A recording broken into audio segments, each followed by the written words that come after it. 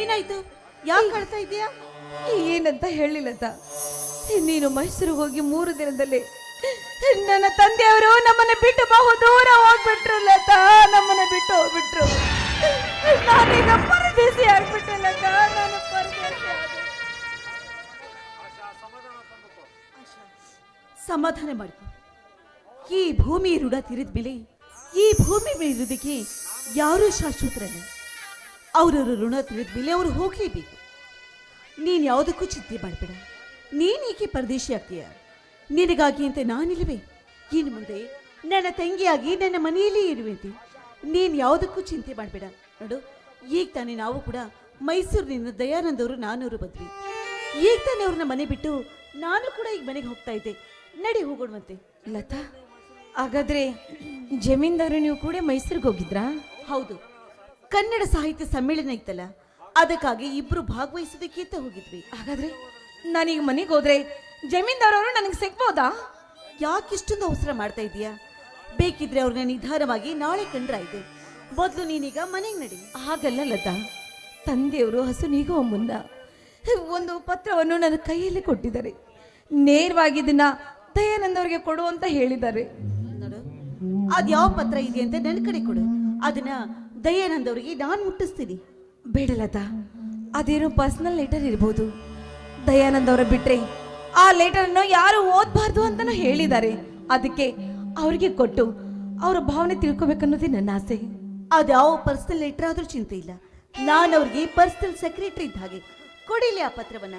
ಲತಾ, ಒಂದ್ ವೇಳೆ ಈ ಪತ್ರವನ್ನು ಓದಿದವರು ಯಾರು ಅಂತ ಜಮೀನ್ದಾರ್ ಕೇಳಿದ್ರೆ, ನಿಮ್ಮ ಪ್ರೀತಿಯೇ ಲತಾ ಓದಿದ್ದಾಳೆ ಅಂತ ಹೇಳು. ಸರಿ.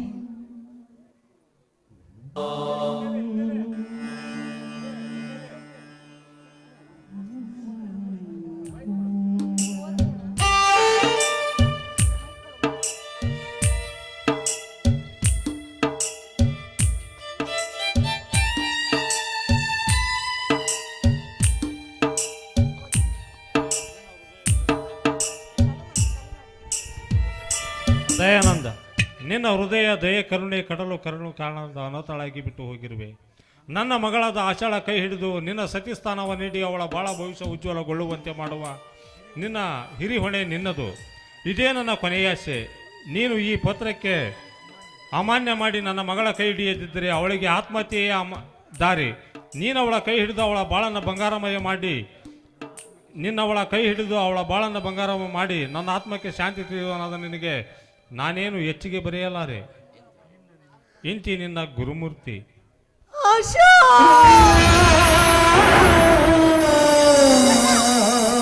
ಯಾಕೆ? ಏನಾಯ್ತು? ಯಾಕೆ ಈ ತರ ಸೇರಿದೆ? ಏನಾಯ್ತು ಲತಾ? ಇನ್ನೇನ್ ಮಾಡ್ಲಿ ಆಶಾ? ಸುಂದರ ಸಪ್ನಗಳ ಸರಮಾಲಿಯನ್ನು ಹಿಡಿಯುತ್ತಾ ಹೂವಿನ ಹಾಸಿಗೆ ಮೇಲೆ ನಡಿಬೇಕಾದ ಒಂದು ಹೆಣ್ಣಿಗೆ ಮುಳ್ಳಿನ ರಾಶಿಯಲ್ಲಿ ಸುರಿದಾಗ ಅಳದೆ ನಾನೇನ್ ಮಾಡ್ಲಿ? ನೀನ್ ಯಾವುದಕ್ಕೂ ಚಿಂತೆ ಮಾಡ್ಬೇಡ. ಮೊದ್ಲು ನೀನು ಮನೆಗೆ ಹೋಗು. ನಾವು ಸ್ವಲ್ಪ ದಯಾನಂದ್ ಅವ್ರನ್ನ ಭೇಟಿಯಾಗಿ ಬರ್ತೀನಿ. ಬೇಡ ಲತಾ, ನನ್ನಿಂದ ನಿನಗೆ ತೊಂದರೆ ಆಗೋದು ಬೇಡ. ನೇರವಾಗಿ ನಾನೇ ಹೋಗಿ ಅವ್ರಿಗೆ ಭೇಟಿಯಾಗಿ ಅವರ ಅಭಿಪ್ರಾಯ ಏನು ಅಂತ ನಾನೇ ತಿಳ್ಕೊಂಡು ಬರ್ತೀನಿ. ಬೇಡ ಬೇಡ, ನೀನೇನಾದ್ರೂ ಹೋದ್ರೆ ನನ್ನ ಗುರುಮೂರ್ತಿ ಗುರುಜಿಯವರ ಮಗಳು, ನೀ ನನ್ನ ಸಹೋದರಿಯ ಸಮಾನ. ನಾನೇ ಮುಂದೆ ನಿಂತು ನಿನ್ನ ಮದುವೆಯನ್ನು ಮಾಡ್ತೀನಿ ಅಂತ ಹೇಳ್ತಾರೆ. ಒಂದ್ ವೇಳೆ ನೀನ್ ಹೋದ್ರೆ? ನಾನು ಹೋದ್ರೆ ಹೀಗಾದ್ರೂ ಮಾಡಿ ನಿಮ್ಮಿಬ್ಬರ ಮದುವೆಗೆ ನಾನು ಅವರನ್ನು ಒಪ್ಪಿಸ್ತೀನಿ. ನೋಡು, ಮಾತು ಬೇಕಾಗಿಲ್ಲ. ನೀನೀಗ ಮೊದಲು ಮನೆ ಸೇರು. ಸರಿ, ನಿನಗೆ ಹೇಗೆ ತಿಳಿಯುತ್ತೋ ಹಾಗೆ ಮಾಡು. ನಾನು ಬರ್ತೀನಿ.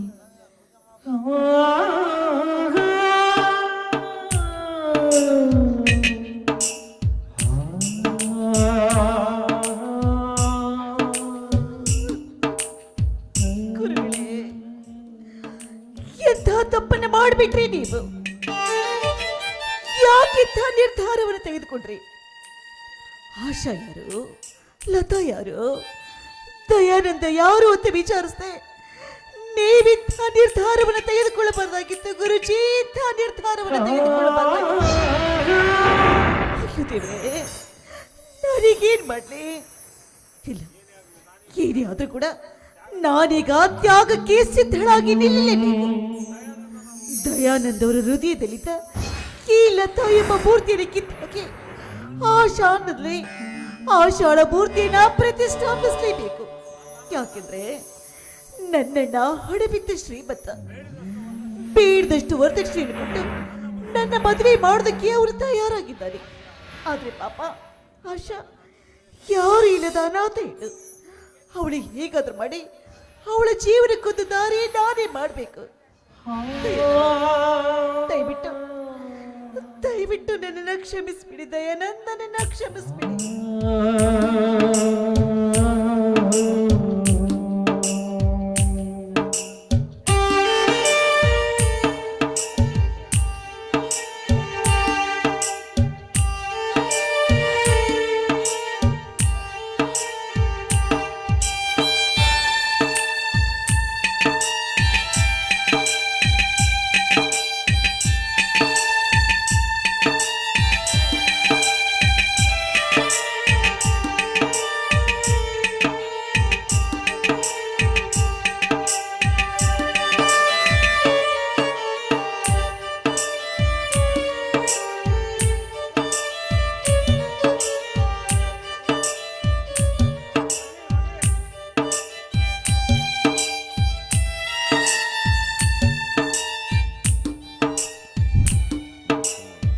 ಅಣ್ಣ, ಹಲೋ.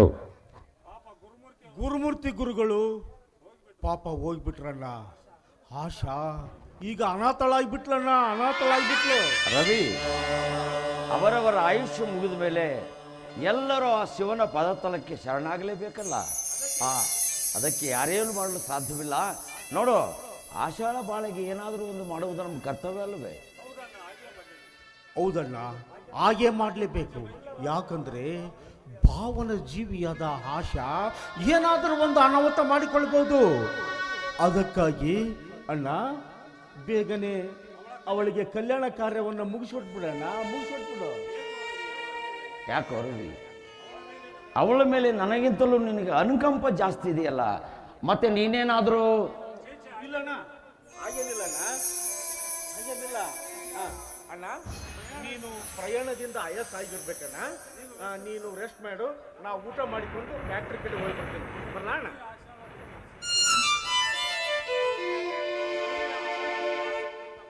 ರವಿ, ಆಷಾಢ ಬಗ್ಗೆ ಆಸಕ್ತಿಯಿಂದ ಮಾತಾಡೋದನ್ನು ನೋಡಿದ್ರೆ ಎಲ್ಲಿ ಅವನ ಮೋಹದ ಪಾಶದಲ್ಲಿ ಮುಳುಗಿಬಿಟ್ಟಿದ್ದಾನೋ ಅನಿಸುತ್ತೆ. ಒಂದು ವೇಳೆ ಹಾಗೇನಾದರೂ ಇವರು ಪವಿತ್ರ ಪ್ರೇಮಿಗಳಾಗಿದ್ದರೆ ಅವರ ಮದುವೆಯನ್ನು ವಿಜೃಂಭಣೆಯಿಂದ ಮಾಡಿ ಮುಗಿಸಿಬಿಟ್ರಾಯ್ತು.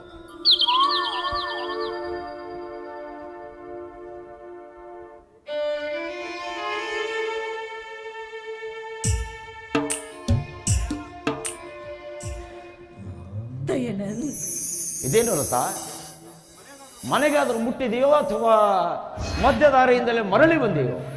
ಹೌದು, ಮಧ್ಯದಾರಿಯಿಂದಲೇ ಮರಳಿ ಬರಬೇಕಾದಂತ ಪ್ರಸಂಗ ನನಗಾಗಿ ಕಾದು ಕುಳಿತಿತ್ತು. ಅದಕ್ಕಾಗಿ ಮಧ್ಯದಾರಿಯಿಂದಲೇ ಮರಳಿ ಬಂದ್ಬಿಟ್ಟೆ. ಅಂಥ ಮಹತ್ವದ ಕೆಲಸವೇನಿತ್ತು? ಭಾರಿ ಮಹತ್ವದ ಕೆಲಸ ಇದೆ. ಅದೇನು ಅಂತ ಆಮೇಲೆ ತಮಗೆ ಗೊತ್ತಾಗುತ್ತೆ. ದಯಾನಂದ್, ಪಾಪ ಗುರುಮೂರ್ತಿ ಮಾಸ್ಟ್ರು ನಮ್ಮನ್ನೆಲ್ಲ ಆಗಲೇ ಹೊರಟು ಹೋದ್ರಂತೆ ದಯಾನಂದ್. ಹೌದು, ಇದೀಗ ರವಿ ಆ ವಿಷಯವನ್ನು ನನಗೆ ಹೇಳಿದ. ಪಾಪ ಅವರ ಮಗಳ ಅನಾಥಳಾಗ್ಬಿಟ್ಲು. ನಿಜ, ಅವರ ಮಗಳು ಅನಾಥಳಾಗಿ ಬಿಟ್ಲು. ಆದ್ರೂ ಕೂಡ ಅವಳ ಜೀವನಕ್ಕೊಂದು ದಾರಿ ತೋರದೆ ಕತ್ತೆತ್ರವೇ ಇಲ್ಲ. ಹೌದು, ದಾರಿ ತೋರದೆ ಗತ್ಯಂತರವಿಲ್ಲ. ಅದಕ್ಕೆ ಚಿಂತೆ ಮಾಡ್ತೀವಿ ಬಿಡು, ಹೋಗ್ಲಿ. ಹಾಗಲ್ಲ, ಎಷ್ಟೇ ಆದ್ರೂ ಕೂಡ ಅವರು ನಮಗೆ ವಿದ್ಯಾದಾನವನ್ನು ಮಾಡಿದವರು. ಅವರ ಮಗಳ ಬಾಳು ಬಂಗಾರವಾದಾಗ್ಲೇ ತಾನೆ ಅವರ ಆತ್ಮಕ್ಕೆ ಶಾಂತಿ ಸಿಗೋದಕ್ಕೆ ಸಾಧ್ಯ. ಲತಾ, ಅವರು ನಿನಗೆ ಹೇಗೆ ಗುರುಗಳು, ನನಗೆ ಹಾಗೇನೆ ಗುರುಗಳು. ಅಲ್ಲದೆ ನನ್ನ ತಂದೆಯ ಆತ್ಮ ಸ್ನೇಹಿತರು ಕೂಡ ಅವರು.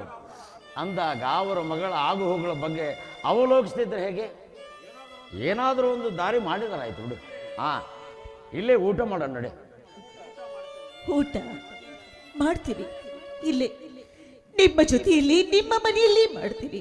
ಆದ್ರೆ ನೀವು ನನ್ನದೊಂದೇ ಒಂದು ಮಾತನ್ನ ನಡೆಸ್ಕೊಟ್ರೆ ಮಾತ್ರ. ಯಾಕೆ ಲತಾ ಇಂದು ವಿಚಿತ್ರವಾಗಿ ಮಾತಾಡ್ತಿರ್ಬೇಲ್ಲ? ವಿಚಿತ್ರವೇನೂ ಇಲ್ಲ, ಎಲ್ಲವೂ ಸಚಿತ್ರವಾಗಿಯೇ ಇದೆ. ದಯಾನಂದ್, ನೀವು ನನ್ನನ್ನ ಮನಸಾರೆ ಪ್ರೀತಿಸ್ತೀರಾ? ಹೇ ಲತಾ, ನಿನಗೇನಾದ್ರೂ ಹುಚ್ಚು ಹಿಡಿದಿದೆಯೇನೋ? ಎಂದು ಇಲ್ಲದ ಪ್ರಶ್ನೆ ಹಿಂದೇಕೆ ಮಾಡ್ತಾ ಇದೀಯ ಅಂತ. ನೀನು ಈ ದಯಾನಂದನ ಒಂದು ದೇಹದ ತುಂಡು, ನೀನು ನನ್ನ ಜೀವದ ಸಿರು. ಈ ಪ್ರಪಂಚದಲ್ಲಿ ನಿನ್ನನ್ನು ಬಿಟ್ಟರೆ ನಾನು ಯಾರನ್ನು ಪ್ರೀತಿಸುವುದಿಲ್ಲ, ಯಾರನ್ನು ಪ್ರೀತಿಸುವೂ ಇಲ್ಲ. ಹಾಗಾದ್ರೆ ನಿಮಗೆ ನನ್ನ ಮೇಲೆ ಅಷ್ಟೊಂದು ವಿಶ್ವಾಸ, ನಂಬಿಕೆ, ಪ್ರೀತಿ ಇದೆಯಾ? ಲತಾ, ಜೀವನ ಸಂಗಾತಿ ಆಗುವ ಮೇಲೆ ವಿಶ್ವಾಸ ಹೊಡೆದಿದ್ರೆ ಮತ್ತಾರ ಮೇಲೆ ವಿಶ್ವಾಸ ಹೊಡಬೇಕು? ಹಾಗಾದ್ರೆ ನಾನು ನಿಮಗೆ ಪ್ರೀತಿಯಿಂದ ಮೋಸ ಮಾಡಿ ನನ್ನ ಕೈಯಾರೆ ನಿಮಗೆ ವಿಷವನ್ನು ಕುಡಿಸ್ಬಿಟ್ರೆ? ಮಾತಾಡಬೇಡ. ಕುಡಿಸಬೇಕೆಂಬ ಆಸೆ ಇದ್ದರೆ ಈಗಲೇ ಕುಡಿಸಿಬಿಡು. ನನ್ನ ಪ್ರೇಯಸಿ ಕೊಟ್ಟ ಅಮೃತವೆಂದು ನಾನು ಭಾವಿಸಿ ಕುಡಿದಿದ್ದರೆ ಈ ದಯಾನಂದ ಜೀವಿಗಳ ಹೇಳಿಯಂತೆ ಸಾರುವೆಯಂತೆ. ಅರ್ಥವಾಗುತ್ತೆ ದಯಾನಂದ್, ಅರ್ಥವಾಗುತ್ತೆ. ನೀವು ನನ್ನ ಮೇಲಿಟ್ಟಿರುವ ಪ್ರೀತಿ ಎಂಥದ್ದು ಅಂತ. ಆದ್ರೆ ನಾನು ಆ ನಿಮ್ಮ ಪ್ರೀತಿಯ ಬೆಳಿಗ್ಗೆ ಬಿಸಿ ನೀರನ್ನ ಹಾಕಿ ಪಾಡಿ ಬಸಿ ಉಳಿಯುವಂತೆ ಮಾಡಿದ್ರೆ ನೀವೇನ್ ಮಾಡ್ತೀರಾ? ಲತಾ, ಸುಮ್ಮನೆ ಹತ್ತು ನನಗೂ ಕಣ್ಣೀರು ತರಿಸಬೇಡ. ಆದದ್ದಾದ್ರೆ ಏನು ಕೂಲಂಕುಷವಾಗಿ ಹೇಳು, ಸಮಾಧಾನದಿಂದ ಹೇಳು. ಸಮಾಧಾನದಿಂದ ಹೇಳಿದ್ರೆ ಅದನ್ನ ಕೇಳಿ ಸಹಿಸಿಕೊಳ್ಳುವಂತ ಶಕ್ತಿ ನಿಮ್ಮಲ್ಲಿಲ್ಲ ದಯಾನಂದ್, ನಿಮ್ಮಲ್ಲಿಲ್ಲ. ನೀನು ಈ ರೀತಿ ಅಳುತ್ತ ಕುಳಿತರೆ ನನಗೆ ಅರ್ಥವಾಗಬೇಕು ನಿನ್ನ ಮನದಾಸೆ. ಈಗಾಗ್ಲೇ ಅರ್ಥ ಅನರ್ಥವಾಗಿ ಹೋಗಿದೆ ನೋಡಿ. ನೀವು ನನ್ನಲ್ಲಿಟ್ಟಿರುವ ಪ್ರೀತಿ ವಿಶ್ವಾಸ ಎಂಥದ್ದು ಅಂತ ನನಗೆ ಚೆನ್ನಾಗಿ ಗೊತ್ತು. ಆ ನಿಮ್ಮ ಪ್ರೀತಿಗೆ ನಾನು ಸದಾ ಕಾಲ ಋಣಿಯಾಗಿರ್ತೀನಿ. ಆದ್ರೆ ಇವತ್ತು ನೀವು ನನ್ನದೊಂದೇ ಒಂದು ಮಾತನ್ನ ನಡೆಸ್ಕೊಡ್ತೀರಾ? ಲತಾ, ಎಂತ ಹುಚ್ಚಿ ಏನು? ಈ ದಯಾನಂದನ ಆಸ್ತಿ ಸಂಪತ್ತು ಎಲ್ಲವೂ ನಿನ್ನದು ಅಂದಾಗ ನಿನ್ನ ಒಂದು ಮಾತು ನಡೆಕೊಟ್ಟು ಕಟುಕನಲ್ಲ ನಾನು, ಹೇಳು, ಅದನ್ನು ನಡೆಸ್ಕೊಡ್ತೇನೆ. ಮೊದಲೇ ವಿಚಾರ ಮಾಡಿ ಮನಸ್ಸನ್ನ ಕಲ್ಲ ಮಾಡಿಕೊಳ್ಳಿ. ಮಮತೆ, ಕರುಣೆ, ಪ್ರೀತಿ, ವಾತ್ಸಲ್ಯ ಯಾವುದಕ್ಕೂ ಕಟ್ಟಿ ಬೀಳದೆ ಕೊಟ್ಟ ಮಾತನ್ನ ನಡೆಸ್ಕೊಟ್ಟಂತ ದಿಟ್ಟ ಪುರುಷ ನೀವಾಗಬೇಕು. ಇಲ್ಲವಾದ್ರೆ ನಾನು ಲತಾ, ನನ್ನ ಪ್ರಾಣ ಪಣಕ್ಕಿಟ್ಟು ನಿನ್ನ ಮಾತನ್ನು ನಡೆಸ್ಕೊಡ್ತೇನೆ, ಹೇಳೋದೇನು? ಹಾಗಾದ್ರೆ ಸತ್ಯವಾಗ್ಲೂ ನನಗೆ ಕೊಟ್ಟ ಮಾತನ್ನ ನಡೆಸ್ಕೊಡ್ತೀನಿ ಅಂತ ನನಗೆ ಭಾಷೆ ಕೊಡಿ. ನನ್ನ ಹೆತ್ತವರಾಣೆ, ನನ್ನ ನಿನ್ನ ಪ್ರೀತಿಯ ಮೇಲಾಣೆ, ನಿನ್ನ ಮಾತು ನಡೆಸ್ಕೊಡ್ತೀನಿ, ಅದೇನಿದ್ರು ಹೇಳು. ಹಾಗಾದ್ರೆ ತೆಗೆದುಕೊಳ್ಳಿ ಈ ಪತ್ರವನ್ನ. ಈ ಪತ್ರದಲ್ಲಿ ಏನು ಬರೆದಿದೆಯೋ ಅದನ್ನ ಕಾರ್ಯರೂಪಕ್ಕೆ ತಂದು ಕೊಟ್ಟ ಮಾತನ್ನು ನಡೆಸ್ಕೊಟ್ಟಂತ ದಿಟ್ಟ ಪುರುಷ ನೀವಾಗಬೇಕು.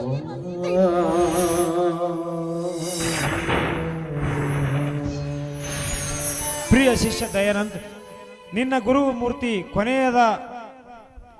ಕೊನೆಯದಾಗಿ ಮಾಡುವ ಶುಭ ಆಶೀರ್ವಾದಗಳು, ಜೊತೆ ಕೊನೆಯದಾಗಿ ಬೇಡುವ ಕಳಕಳಿಯ ಬೇಡಿಕೆ. ದಯಾನಂದ್, ನನ್ನ ಹೃದಯ ದಯ ಕರುಣೆಯ ಕಡಲು ಕಾಣುವ ಬೇಡಿಕೆ. ನಾನು ಅನಾಥಳಾಗಿ ಬಿಟ್ಟು ಹೋಗಿರುವ ನನ್ನ ಮಗಳನ್ನು ಆಶಾಳ ಕೈ ಹಿಡಿದು ನಿನ್ನ ಸತಿ ಸ್ಥಾನ ನೀಡಿ ಅವಳ ಬಾಳ ಭವಿಷ್ಯ ಉಜ್ವಲಗೊಳ್ಳುವಂತೆ ಮಾಡು.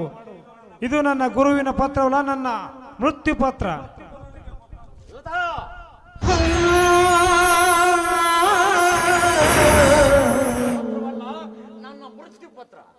ಅದು ನನಗೂ ಕೂಡ ಗೊತ್ತು. ಆದ್ರೆ ಗುರು ಆಜ್ಞೆನ ನಡೆಸ್ಕೊಡ್ತೀನಿ ಅಂತ ಈಗಾಗ್ಲೇ ನೀವು ನನಗೆ ಮಾತು ಕೊಟ್ಟಿದ್ದೀರಿ. ಮಾತು ಕೊಟ್ಟಿದ್ದೇನೆ ಮಾತಕ್ಕೆ ಲತಾ, ನಿನ್ನನ್ನು ಮರೆತು ನನ್ನಿಂದಿರಲು ಸಾಧ್ಯವಿಲ್ಲ, ಅಸಾಧ್ಯವ.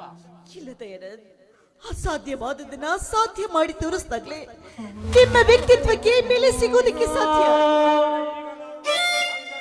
ಅಂದರೆ ಈಗ ನಾನು ಆಶಾಳ ಕೈ ಹಿಡಿದು ಅವಳೊಡನೆ ಜೀವನ ಕೊನೆಯವರೆಗೂ ಬಾಳಬೇಕೆ? ಹೌದು, ಹಾಗಿದ್ದು ನೀವು ನನಗೆ ವಚನವನ್ನು ಕೊಟ್ಟಿದ್ದೀರಿ. ವಚನ ಕೊಟ್ಟ ಮಾತ್ರಕ್ಕೆ ಒಬ್ಬಳನ್ನು ಪ್ರೀತಿಸಿ ಮತ್ತೊಬ್ಬಳ ಕೊರಳಿಗೆ ಮಾಂಗಲ್ಯ ಕಟ್ಟುವ ಮೂರ್ಖತನ ಮಾಡಬೇಕೆ ನಾನು? ಇಲ್ಲ ದಯಾನಂದ್, ಇಲ್ಲ, ಇದು ಮೂರ್ಖತನವಲ್ಲ. ಈ ನಿಮ್ಮ ಹಿರಿಯ ಹೃದಯದ ತ್ಯಾಗ. ಮನುಷ್ಯನಿಗೆ ಜೀವನದಲ್ಲಿ ಸಮಯ ಸಂದರ್ಭ ಹೇಗೆ ಬರುತ್ತೆ ಅಂತ ಹೇಳೋದಕ್ಕಾಗೋದಿಲ್ಲ. ಆಗಿದ್ಮೇಲೆ ಮಾನವರಾಗಿ ಹುಟ್ಟಿದ ಮೇಲೆ ಅಂತ ಸಮಯ ಸಂದರ್ಭಕ್ಕೆ ನಾವು ಹೊಂದಿಕೊಳ್ಳಲೇಬೇಕು ದಯನ. ಲತಾ ಲತಾ ನನ್ನಿಂದ ವಚನ ತೆಗೆದುಕೊಂಡು ಇಷ್ಟು ಉಪದೇಶ ಮಾಡೋದಕ್ಕಿಂತ ದಯಾನಂದ ನೀನೊಬ್ಬ ಅಯೋಗ್ಯ, ನಿನ್ನ ಕೈ ಹಿಡಿದು ಬಾಳು ಸಾಗಿಸುವ ಇಚ್ಛೆ ನನಗಿಲ್ಲ ಅಂತ ಹೇಳಿಬಿಟ್ಟಿದ್ರೆ ಎಷ್ಟೋ ಸಂತೋಷವಾಗಿಬಿಡುತ್ತಲ್ಲ. ಆದರೆ ಈ ನಿನ್ನ ಮುತ್ಸದ್ದಿತನದ ಕರಳು ಕತ್ತರಿಯನ್ನು ನುಂಗಿಸಿ ನನ್ನನ್ನು ಸಂಕಟಕ್ಕೀಡು ಮಾಡುವ ದುರ್ಬುದ್ಧಿ ನನಗೆ ಹುಟ್ಟಬಾರದಾಗಿತ್ತು.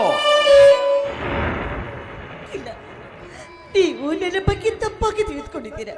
ಸತ್ಯವಾಗ್ಲು ನಾನು ನಿಮಗೆ ಮೋಸ ಮಾಡಬೇಕು, ನಾನು ನಿಮಗೆ ವಂಚನೆ ಮಾಡಬೇಕು ಅಂತ ಇಂಥ ಕೆಲಸ ಮಾಡ್ತಾ ಇಲ್ಲ. ಆದ್ರೆ ನನ್ನ ಬಾಲ್ಯದ ಗೆಳತಿಯ ಜೀವನ ಹಾಳಾಗಬಾರ್ದು ಅಂತ ನಿಮ್ಮ ಹೃದಯದಲ್ಲಿ ಎಲ್ಲ ತಾಳ ಮೂರ್ತಿನ ಕಿತ್ತಾಕಿ ಆ ಶಾಳ ಮೂರ್ತಿನ ಪ್ರತಿಷ್ಠಾಪಿಸ್ಬೇಕು ಅಂತ ಕಂಕಣ ಕಟ್ಟಿ ನಿಂತಿದ್ದೀನಿ ದಯನ. ಲತಾ, ಪ್ರೀತಿಯಿಂದ ಬೆಳೆಸಿದ ಮಾಮರ ಫಲ ಕೊಡುವ ಸಮಯದಲ್ಲಿ ಅದನ್ನು ಕಡಿಯುವ ಸಾಹಸ ಯಾವ ಮೂರ್ಖನು ಮಾಡುವುದಿಲ್ಲ. ಇಲ್ಲ, ನಾನೀಗ ಫಲ ಕೊಡುವ ಮಾಮರವನ್ನ ಕಡ್ದು ಹಾಕ್ತಾ ಇಲ್ಲ, ಮತ್ತೊಬ್ಬರಿಗೆ ದಾನ ಮಾಡ್ತಾ ಇದ್ದೀನಿ. ಕಾರಣ ಸ್ಪಷ್ಟವಾಗಿ ಹೇಳ್ತೀನಿ ಕೇಳಿ. ನಾನು ಪ್ರೀತಿಯಿಂದ ಬೆಳೆಸಿದ ಮಾಮರವನ್ನ ನನ್ನ ಬಾಲ್ಯದ ಗೆಳತಿ ಮನಸ್ಸಾರ ಬಯಸಿದಾಗ ಅದನ್ನ ನಾನು ನಿನಗೆ ಕೊಡ್ತೀನಿ ಅಂತ ನಾನೀಗಾಗ್ಲೇ ಮಾತು ಕೊಟ್ಟು ಬಂದಿದ್ದೀನಿ ದಯನ. ನೀ ಕೊಟ್ಟ ಮಾತು ನಡೆಸುವುದಕ್ಕಾಗಿ ಮುಗ್ಧ ಮಾನವನಾದ ನನ್ನ ಬಲಿ ತೆಗೆದುಕೊಳ್ಳುವುದು ಯಾವ ನ್ಯಾಯ? ನ್ಯಾಯ, ನೀತಿ, ಧರ್ಮವನ್ನ ನಾನೀಗ ನಿಮ್ಮಿಂದ ಕಲ್ತುಕೊಳ್ಬೇಕಾಗಿಲ್ಲ ನೋಡಿ. ನಾನೀಗ ನಿಮಗೆ ಅಧಿಕಾರದಿಂದ ಹೇಳ್ತಾ ಇಲ್ಲ, ಅಂಕಲಾಚೆ ಬೇಡಿಕೊಳ್ತಾ ಇದ್ದೀನಿ. ದಯವಿಟ್ಟು ನನ್ನ ಗೆಳತಿಯ ಬಾಳನ್ನು ಉತ್ತರಿಸಿ ಅವಳ ಕವಳಿಗೆ ಮಾಂಗಲ್ಯವನ್ನು ಕಟ್ಟಿ ಅವಳ ಗಂಡನಾಗಿ ಅವಳನ್ನ ಬಾಳನ್ನ ಬೆಳಗಿಸಿ ಅಂತ. ಲತಾ, ನುಡಿಯುವುದು ಸುಲಭ, ನಡೆಯುವುದು ಕಷ್ಟ. ಇದುವರೆಗೂ ನೆಮ್ಮದಿ ಶಾಂತಿಯಿಂದ ಬಾಳಿದ ನನ್ನ ಬಾಳಿನಲ್ಲಿ ನೀನೇ ಅಶಾಂತಿಯ ಸಾಗರಕ್ಕೆ ದೂಡಲು ನಿಂತಾಗ ನಾನೇನು ಮಾಡಲಿ? ಮನಸ್ಸಿಲ್ಲದವನಿಗೆ ಮಾಣಿಕ್ಯವೂ ಕೂಡ ಬೆಣಚುಗಳಾಗುತ್ತಂತೆ.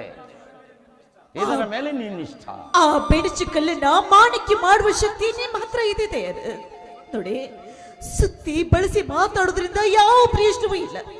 ಹೇಳಿ, ನೇರವಾಗಿ ಹೇಳಿ, ನನ್ನ ಗೆಳತಿಯ ಗಂಡನಾಗಿ ಅವಳ ಬಾಳನ್ನ ಬೆಳಗಿಸಿ ಅವಳಿಗೊಂದು ಜೀವನ ಕೊಡ್ತೀರೋ ಅಥವಾ ಕೊಟ್ಟ ಮಾತನ್ನ ತಪ್ಪಿರೋ? ಲತಾ ಲತಾ ಲತಾ,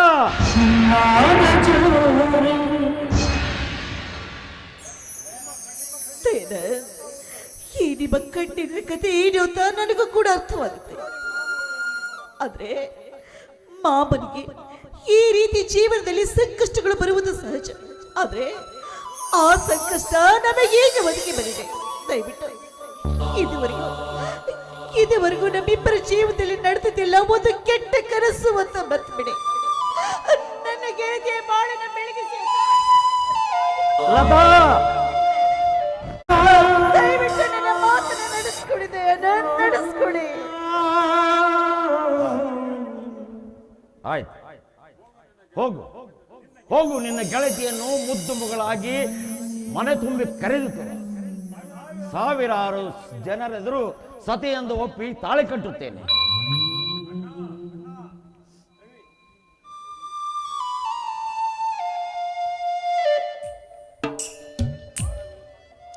ಅಣ್ಣ ಭಾರವಿ, ಸ್ವಲ್ಪ ಸಮಯದ ಮುಂಚೆ ಆಶಾಳ ಬಗ್ಗೆ ಏನೇನೋ ಆಶಾಗರ್ಭ ಕಟ್ಟಿಕೊಂಡಿದೆಯಲ್ಲ, ಈಗ ಅದೇ ಆಶಾ ನಿನ್ನ ಅತ್ತಿಗೆ ಹೇಗೆ ಬರುತ್ತಿದ್ದಾಳೆ. ಸಂತೋಷವೇನಪ್ಪ ನಿನಗೆ? ಮಾನವ ತಾನು ಅಂದುಕೊಂಡಂತೆ ನಡೆಯುವಂತಿದ್ದರೆ ದೈವ ದೇವರು ಅನ್ನುವಂಥದ್ದು ಇರುತ್ತಿದ್ದಿಲ್ಲಣ್ಣ. ಯಾಕೆ ರವಿ, ಯಾಕೆ ನಿನ್ನ ಕಣ್ಣಲ್ಲಿ ನೀರು? ನಾನು ಆಶಾಳ ಬಾಳಿಗೆ ಬೆಳಕಾಗುವುದು ನಿನಗಿಷ್ಟವಿಲ್ಲವೇ? ಹಾಗೇನಿಲ್ಲಣ್ಣ, ಹಾಗೇನಿಲ್ಲ. ನಿನ್ನ ನೆಮ್ಮದಿಯೇ ನನ್ನ ನೆಮ್ಮದಿ, ನಿನ್ನ ಸುಖವೇ ನನ್ನ ಸುಖ, ನಿನ್ನ ಆಸೆಯೇ ನನ್ನ ಆಸೆ. ಅಣ್ಣ ಅಣ್ಣ, ಆಶಾ ಮತ್ತು ನಿನ್ನ ಒಂದು ಪವಿತ್ರ ಜೋಡಿ ಕೊನೆವರೆಗೂ ಸುಗಮವಾಗಿ ಸಾಗಲಿ ಎಂದು ಆ ನಮ್ಮೂರ ಶರಣ ಬಸವೇಶ್ವರನಿಗೆ ಭಕ್ತಿ ಪೂರ್ವಕವಾಗಿ ಬೇಡಿಕೊಳ್ಳುತ್ತೇನೆ.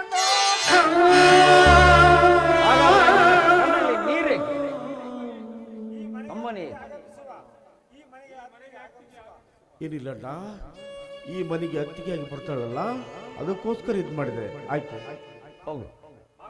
ಹಾಗಾದರೆ ನಾಳೆ ನಿನ್ನ ಅಣ್ಣನ ಮದುವೆ ಸಿದ್ಧತೆ ಮಾಡಿ ಹೋಗು. ಆಗಲಣ್ಣ, ಮಾಡುತ್ತೇನೆ ಅಣ್ಣ, ನಾನಿನ್ನು ಬರುತ್ತೇನೆ.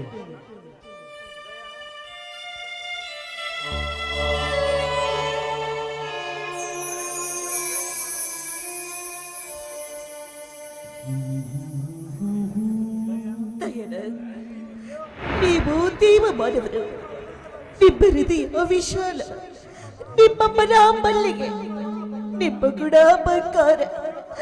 ನೀವು ಬಂಗಾರದ ಮನುಷ್ಯ ದಯಾನಂದ್, ನೀವು ಬಂಗಾರದ ಮನುಷ್ಯ. ಲತಾ, ಆನಂದದಲ್ಲಿ ಅನಾಹುತವಾಗಬಾರದು. ಹೋಗು. ನೀ ಮಾಡಿದ ಪುಣ್ಯ ಕಾರ್ಯದ ಪುರಾಣದ ಪುಟವನ್ನು ನಿನ್ನ ಗೆಳತಿಗೆ ತಿಳಿಸಿ ಆನಂದದ ಕರಿತಾ ನಾಳೆ ಅಪ್ಪಿ ಮಡದಿಂದ ಸ್ವೀಕರಿಸುತ್ತೇನೆ. ನಾನಿನ್ ಬರ್ತೀನಿ ದಯಾನಂದ್, ನಾನಿನ್ ಬರ್ತೀನಿ. ಲತಾ,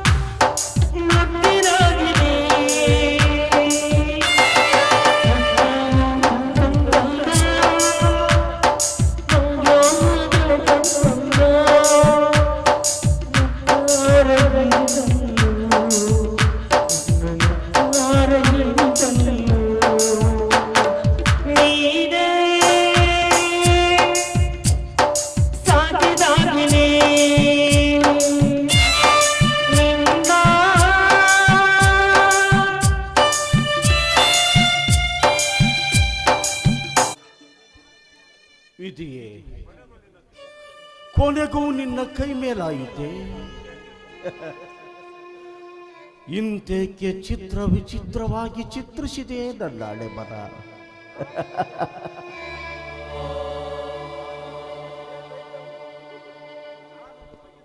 ನಾನೊಂದು ಬಗೆದರೆ ದೈವ ತಾನೊಂದು ಬಗೆಯಿತು.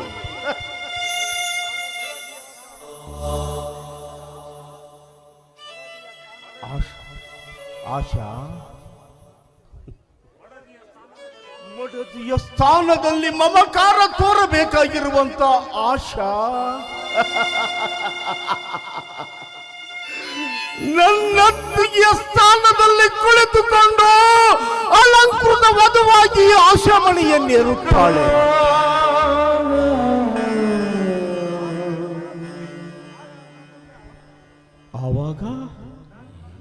ಆವಾಗ ನಾನೇನ್ ಮಾಡಬೇಕು? ಮೊನವನ್ನು ತುಂಬಿ ಮಂಗಲಕ್ಷತೆ ಹಾಕ್ಬೇಕು. ಯಾವಳ ಮೋಹದ ಬಡಿವಿನಲ್ಲಿ ಮಲಗಿ ನೂರಾರು ಬಣ್ಣ ಬಣ್ಣದ ಕನಸು ಕಂಡಿದ್ದೇನೋ.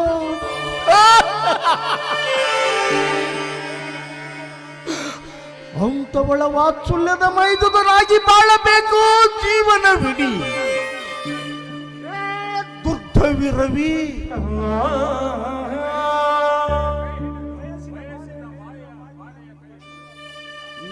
ಬಯಸಿದ ಬಾಲಿಯ ಕೈ ಹಿಡಿಯುವ ಭಾಗ್ಯವನ್ನ ನೀನು ಕರುಣಿಸಲಿಲ್ಲವೇ? ಯಾಕಪ್ಪ? ತರ್ಲಕಟ್ಟಿ ಶರಣ ಬಸವೇಶ್ವರ ಬೇಡಿದ ಭಕ್ತರ ಇಷ್ಟಾರ್ಥಗಳನ್ನು ಪೂರೈಸುತ್ತಿರುವಂತ ನನ್ನ ಆರಾಧ ದೈವ ವೀರ ಮಾರುತೇಶ್ವರ ನನ್ನ ಮೇಲೆ ಯಾಕಪ್ಪ ಕೋಪ?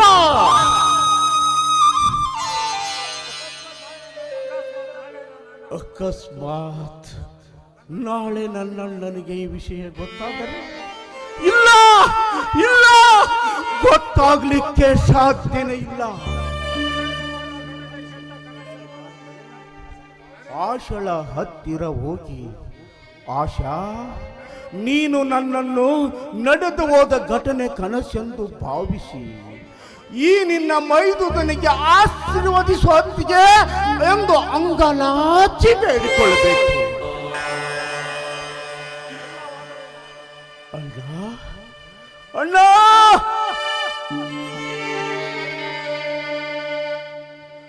ವಿಧಿ ಒಡ್ಡಿದ ಸತ್ವ ಪರೀಕ್ಷೆಯಲ್ಲಿ ನಿನ್ನ ತಮ್ಮನಿಗೆ ಜಯ ಗಳಿಸುವಂತೆ